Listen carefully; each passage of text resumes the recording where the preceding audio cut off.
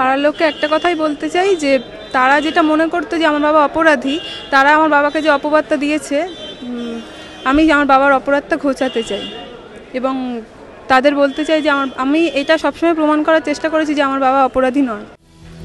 ঝুমা সরকার রবীন্দ্রভারতী বিশ্ববিদ্যালয়ের MA প্রথম বর্ষের ছাত্রী, বাড়ি বালির রাজচন্দ্রপুরের প্রফুল্লনগরে। মঙ্গলবার মাথা উঁচু করে পাড়ায় ফিরলেন তিনি। কলকাতা হাইকোর্টে বেকসুর খালাস ঝুমার বাবা খুনের মামলায় সাজাপ্রাপ্ত জগৎ সরকার। 14 মে 2004 বালির রাজচন্দ্রপুরে খুন হন শক্তি চক্রবর্তী নামে এক ব্যক্তি। পুলিশ মৃতের বন্ধু জগৎ সরকারকে গ্রেফতার করে। পুলিশের দাবি, অভিযুক্ত নিজেই থানায় এসে খুনের কথা স্বীকার করেন। এফআইআরে উল্লেখ, সকাল 9:45টায় রাজচন্দ্রপুর রেল ব্রিজের নিচে দেহ উদ্ধার হয়। 10:10 রেল ব্রিজের কাছেই খুনে ব্যবহৃত কাঠের বাটাম ও কাস্তে উদ্ধার হয়। সকাল 11টায় রাজচন্দ্রপুর স্টেশন থেকে গ্রেফতার করা হয় জগৎ সরকারকে। 2005 সালে খুনের অভিযোগে জগৎ সরকারকে যাবজ্জীবন কারাদণ্ডের নির্দেশ দেয় হাওড়া জেলা আদালত। তখন জগৎ সরকারের মেয়ে ঝুমা 7ম শ্রেণীর ছাত্রী। শুরু হয় ছোট্ট মেয়ের জীবনযুদ্ধ। একদিকে বাবাকে নির্দোষ প্রমাণ করার লড়াই, অন্যদিকে পরিবারে গ্রাসাচ্ছাদনের চেষ্টা। টিউশন শুরু করে ঝুমা। সংসার চালাতে পরিচারিকার কাজ নেন মা। সেদিনের কিশোরী এখন MA প্রথম বর্ষের ছাত্রী। টাকা জমিয়ে বাবাকে নির্দোষ প্রমাণ করতে কলকাতা হাইকোর্টের দ্বারস্থ হন ঝুমা।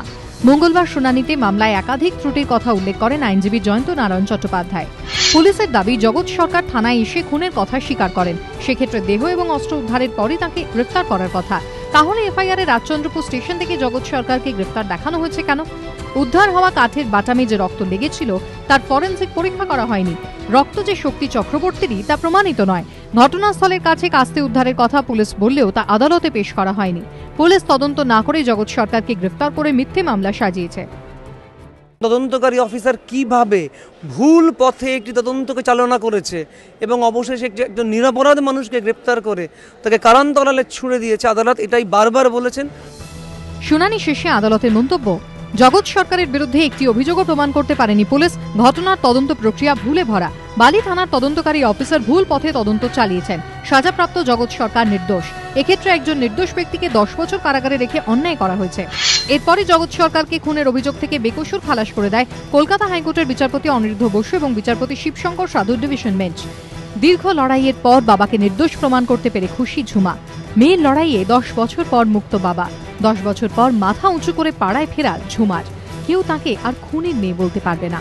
ধ্রুবজ্যোতি প্রামাণিকের রিপোর্ট, এবিপি আনন্দ, কলকাতা।